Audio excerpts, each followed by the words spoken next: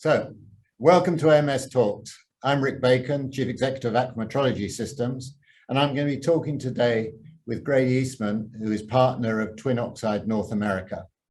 And TwinOxide are bringing to the US market, disinfection market, an interesting approach to water disinfection, and also the way they're bringing it to market, I felt was something very worth sharing with you all. So, Grady, great to have you on the show. Thanks, Rick. Nice to be here. So why don't you talk a bit about your product, what's unique about it, and some of the advantages that you're able to demonstrate. Okay. Well, TwinOxide is a powder-based chlorine dioxide. It comes as two powders, a powder A and a powder B. It was developed in the Netherlands about 20 years ago, so it's been in use for that long. It ships to the site as a powder. It's made up into a known volume of water. So, for example, a 1,000-liter kit, and then that makes a nice batch of 0.3% chlorine dioxide with zero. It's 99.9% pure, and it doesn't produce any free chlorine. So, when you add it exclusively to your water, it will eliminate the disinfectant byproducts caused by chlorine because there's no free chlorine.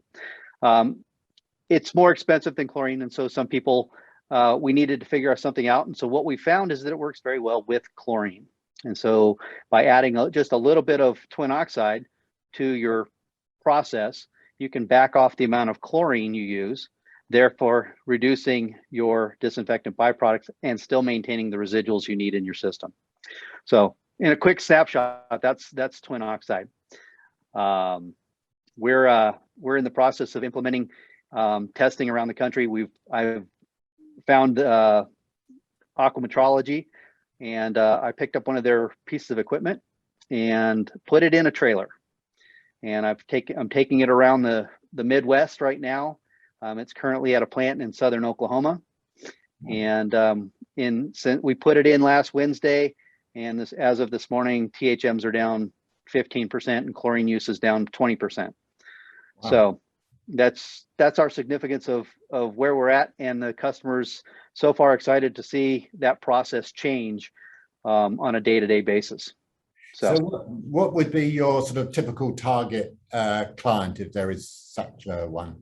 Well, right now we're focusing on smaller municipalities that have THMs exceeding 100 parts per billion. And actually one of them, the one I'm at right now, exceeded 150. And we've got them this morning, they were at 103. So they were at their finished water when we started was about 120 parts per billion, and now they're down to 103 since last Wednesday. But they do have, like, their farthest point out in their system, it was 170. Wow. And we were down to 145 yesterday. So maybe just by way of background for our listeners, the issue here is trilomethanes, right? These are a regulated carcinogen that are found in drinking water. The US limit is 80 ppb, slightly higher in Europe. And the challenge for a lot of water utilities is when they chlorinate their surface water, the chlorine reacts with some of the material in the water to produce these, what we call THMs. And that's problematic. So part of your solution is to be able to, as I understand it, disinfect the water, so make it safe for drinking, without producing these byproducts, which are regulated and dangerous to human health. Have I got that right? That's correct. The process of, if we could just do chlorine dioxide, our chlorine dioxide has no free chlorine in it, therefore it can't produce the DBPs that we're trying to remove. So in a perfect world, you could just run TwinOxide and you would have zero DBPs. That's not always economically feasible for utilities. But by adding just a little bit of TwinOxide, it amplifies what your chlorine does, which allows you to back off your chlorine and still maintain a residual. And what we found, like I said, is going forward, we found 50% reduction in THMs pretty much within the first week of testing. So you've done two very interesting things from my point of view. You've brought in an interesting technology, but you've also, so you've got this great treatment system that's helping companies stay compliant, not have high levels of THMs, which they're keen to avoid. But at the same time, you've brought in monitoring, right, to generate data. So can you describe how that's all working? Yeah, so I found the THM-100 by word of mouth. Somebody introduced me to it, and so I looked into it, and I decided to buy a system, and I put it in a mobile trailer. I was originally going to put it in an RV, but we had technical issues with getting the RV up and running.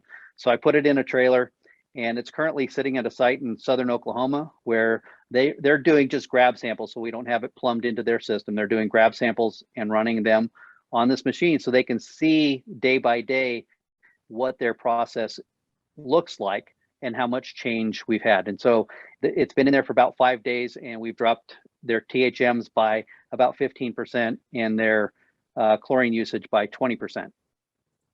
So this is giving you and them real-time data on how the system is performing, right?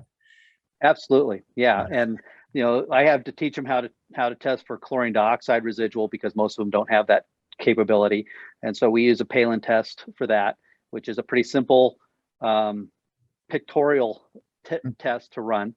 So it doesn't take a lot of extra time or experience, I guess, to do it. But the THMs is what they're really focused on. They have to do the testing for the chlorine dioxide and chlorides because of regulatory limits. But we're not putting enough in there to even get close to regulatory limits. So, but you're having a significant impact on their THM. Absolutely. Wow. Yeah, we're dosing right now at about 0.2 parts per million of chlorine dioxide. Wow. And what sort of reductions are you bringing about as a result of this improvements in their chlorination process? Right now we've seen, like I said, 15% at this particular site. We've seen as much as 50%. That was with a chloramine that we were testing, and we only dosed at 0.05 parts per million TwinOxide.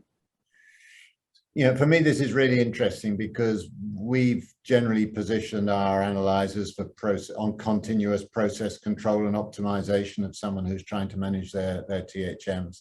But I find it fascinating that you've actually taken this, you're using this data as part of your sales process to demonstrate that how effective your approach is without having to wait weeks for the laboratory results to come back and remember what you were doing on Tuesday, right? Right. Yeah, that was the big factor that I saw is we can go in and we can start running today, and we can have tests start point today, and then we can just mark every single day. We can run 3 or 4 times a day if we want to, just to see what's going on. Right now, this particular customer is running it one day or one test a day, but he's taking grab samples from different locations, and so we can see the change in the distribution system as well. And he's actually thinking that he might do a machine just because he can then contract to other municipalities that are within 50 miles of him to drop samples off, and his guys can run the samples. So he's thinking outside the box on other ways to capitalize on this technology.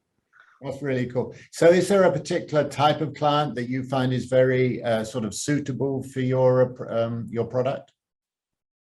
Well, right now we're focusing on municipalities that have high THMs, over 100 parts per million.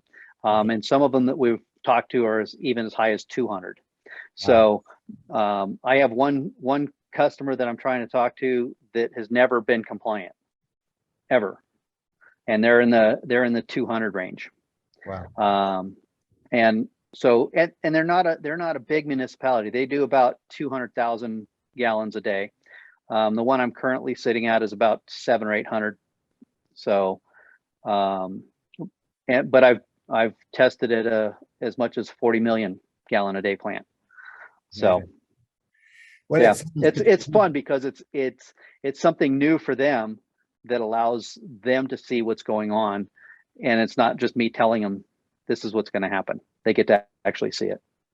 Well, and for these utilities which don't have a lot of money as well, this is a great way of actually making some very appropriate changes to their production process without massive investment, that gets them compliant, because the numbers you're talking about are way above the regulatory limits, and it must be an issue for them. So. Yeah, well, they're paying fines for being out of compliance, and everybody wants to sell them something that's going to work, but nobody's got the proof. Yeah. And this is real-time proof. We can show you, we can watch it drop and see what's going on real time, and that makes a big difference. It builds the confidence in my brand that we're actually here solving your problem. It's a very cool partnership. I'm great we had the opportunity to meet you, and really look forward to some more great stories from the field. And I'm so glad that we're able to support you in your mission. So well, thanks, Rick. I really appreciate it. Thanks for coming. I'll forward you some pictures of the trailer. I've got some pictures of the equipment in the trailer. So right. It's not fancy, but it works. That's what it's going to do. It's got to work. It's got to do the job. Thanks so much. It's great to talk to you. It costs too much money. All right, Rick. Take care. Okay. Bye. Bye.